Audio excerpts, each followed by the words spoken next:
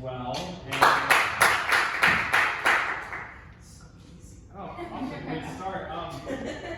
I feel like the vaccine rollout was sort of like going from a James Cameron film to a Medea movie.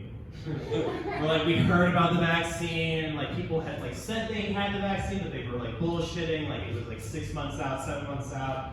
And now it's like everybody can have it, especially black people. It's like, hello, I'm inoculated. Feels nice. Feels nice. I am actually not from here. I'm originally from Houston. I live in Pittsburgh, visiting for a little while. Yes. Let's hear for being from places. You guys too? Okay, all right. We're connecting. It's a conversation. But I was Ubering to the airport, and I'm not saying not everyone should have dreams. I don't want to hear about them all the time. And this guy was telling me a little bit about his screenplay, which he described as a thriller, where a serial killer kills people, but he puts blackface on them and arranges them in minstrel show positions. Great. It's a great idea. He's like, yeah, man, you know how like, okay, like the Joker, for instance, like he leaves people, they're dead, they got that smile on their face. I'm like, I think blackface is the line for the Joker. It's like he's an equal opportunity maniac. He's not just like, oh, Jesus. No, but I feel like the worst thing that this guy does is he makes you ineligible to run for office if you survive. It's like, hey, I'd like to run for comptroller. I don't know why I use comptroller. I could use any other government position, but I was going with comptroller. I'd like to run for comptroller, please. Hey, what about the Sambo attack of 05? Yeah, we heard about that. You're not running for comptroller. So I don't like this hypothetical Batman villain. I think the first guy to ever pee on a jellyfish sting was probably just into that. There's no like medical discoveries that go on when your dick is out at the beach. It's like, oh, I can't wait to make a breakthrough. I'm so ready. I also think that Civil War reenactors are very much the same types of people who cannot get over a breakup.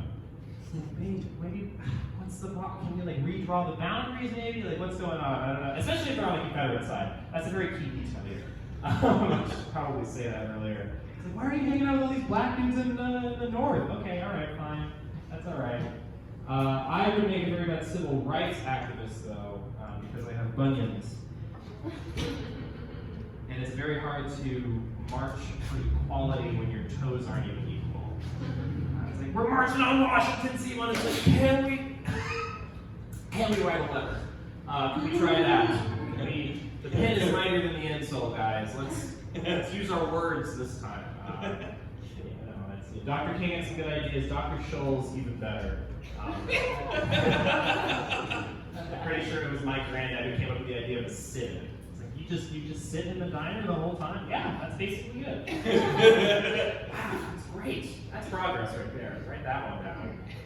I'm actually half Hispanic as well. My full name is Zivan Raul Agle Vasquez, or as my conservative friends would call me, Zivan Ravioli Vasquez. That's the wrong ethnicity. But anyways, I am half Hispanic, and when I first heard the term, this is for a regular person, Latinx, rather than Latinx. Yes. I love it when white people correct me on that. And it's Latinx, you bigot. It's like, God. Oh, that was my grandma. Jeez. Oh my God, no. Yeah, Abuela does not use Latinx. But when I first heard Latinx, I thought Hispanic people were given superpowers. I was like, okay, cool. I've read enough X-Men comics. I know where this is going. It's like, Eduardo, you can pop pinatas with your mind. Very cool. Zivan, you can somehow sound whiter than every single person you ever meet. Yeah, it could be like a Proud Boy sponsored mayonnaise factory, and I'd be foreman by lunch. It's like, let's get this moving, guys. I'm all about efficiency, and I sound like this. It's very, very, very frustrating. Anybody here play D&D? That's the demographic I'm slipping right through. Okay, cool. Well, so we all are familiar with Tinder. Let's go with that. I play D&D. I'm also on Tinder, and I told my profile, I put on my profile that I am a dungeon master. You guys are ahead of me. I I get a DM, she's like, oh, you're a dungeon master, are you into roleplay? I'm like, am I into roleplay? Every weekend, baby? She's like, every weekend? You must have a lot of stamina. How long can you last? I'm like, well, when me and my 8 to 12 friends get together,